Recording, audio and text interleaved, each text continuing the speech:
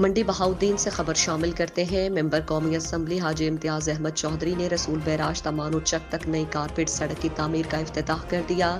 سڑک کی تعمیر پر 52 کروڑ 76 لاکھ روپے لاگت آئی ہے اور سڑک کی لمبائی 37 کلومیٹر ہے اور اس کے علاوہ نئی کارپیٹ سڑک نومبر 2023 تک مکمل ہوگی۔ کارپیٹ سڑک رسول بیراج سے لے کر مانو چک تک RQ لنک کے ساتھ ساتھ تعمیر ہوگی اور سڑک کی تعمیر سے تحصیل پنڈ دادن خان اور ضلع منڈی بہاؤدین کے لاکھوں عوام کو جدید سفری سہولیات حاصل ہوں گی۔ جہلم اور منڈی بہاؤدین کے عوام کو کارپیٹ روڈ کی تعمیر سے حافظ آباد اور گجرات جانے کے لیے 35 کلومیٹر کا جو اضافی فاصلہ ہے وہ طے نہیں کرنا پڑے گا۔ کارپیٹ روڈ بننے سے رسول قادر آباد لنک کینال کے ساتھ ساتھ آباد درجنوں دیہاتوں کے ہزاروں افراد مستفید ہوں گے۔